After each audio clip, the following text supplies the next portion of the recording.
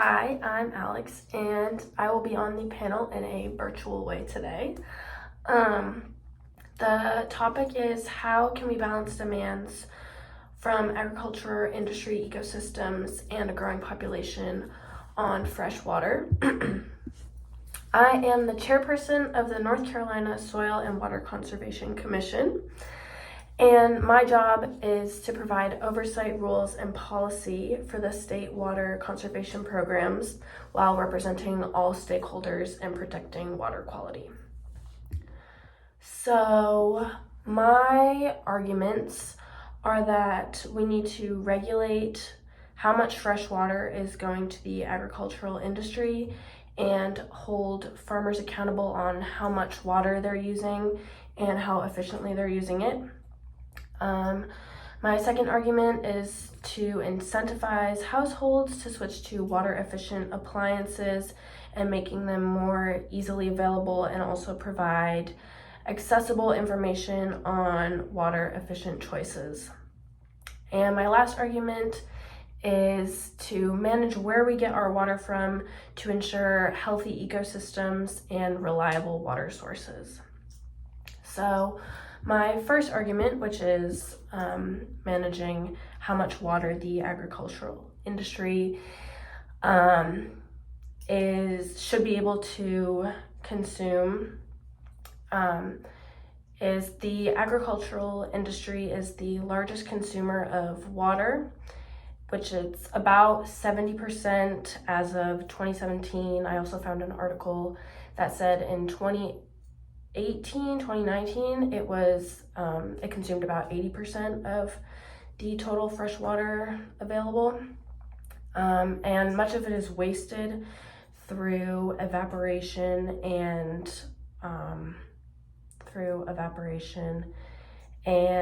just runoff. There are more favorable ways to irrigate, which is why I think it is possible to put in regulation without overstepping. And there are also more sustainable methods that also produce the same high rate of crop yield. And there's also long-term economical benefits. You're not using as much water anymore for your crops and still able to produce the same amount. So the payoff for changing to a upfront, more expensive irrigation system has benefits. My second argument is that households can make changes, and then these small changes to households can make big impacts. So using less water for dishes, laundry, watering your lawn with an automatic sprinkler, changing appliances to water sense appliances.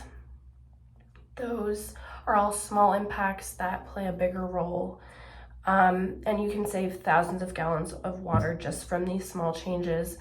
And the incentive is that there are rebates. I know that there's rebates on toilets. If you go to the WaterSense website, they have links you can find your area. And that provides ways to sort of incentivize changing. And there's also water efficiency programs put in place to offer tips on how you can save money on your water bill. And that information is easily accessible on I'm pretty sure it was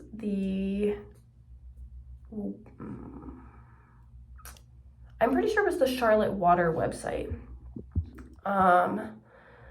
for at least our local area. And then my third argument being to manage where we get our water from, more specifically forests. Forests play a key role in where we get our water from. And with climate change, it's going to be very important in the next few years to manage forests. So trees, they absorb the water and then they filter it out and put it back into the stream system. So we don't want to clear cut our forests. I think it's important to keep regulation in place to not clear cut forests, because when you clear cut, the stream or the watershed in that forest sees initial rises in water and water flow, but eventually it can't sustain itself. It's not getting replenished with water. Having trees in the forest, it keeps that cycle going. Also less erosion in the streams, so less flooding, less erosion, then the stream banks are able to stay alive.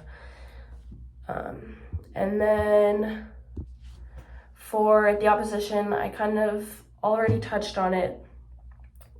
There may be upfront costs that are more expensive to more sustainable irrigation systems, but there are long-term payoffs which benefit the environment and the farmers, and the health of the crops is better with drip irrigation. The water, they try to get water closer to the root so that the water isn't just like evaporating into the air. And if the opposition is big on it being too expensive, you can use stored rainwater or recycled wastewater as different methods. And I think that my arguments are important and the best, because I think it takes account of everyone's side and offers tips for ways to improve, and not just like one different way to improve. I think it kind of looks at a broad sense. And in conclusion, if we want to best balance demands, we have to, I'm going back to my ordinance, we have to hold the agricultural industry accountable and regulate how much water they have, incentivize households to switch to water efficient appliances, and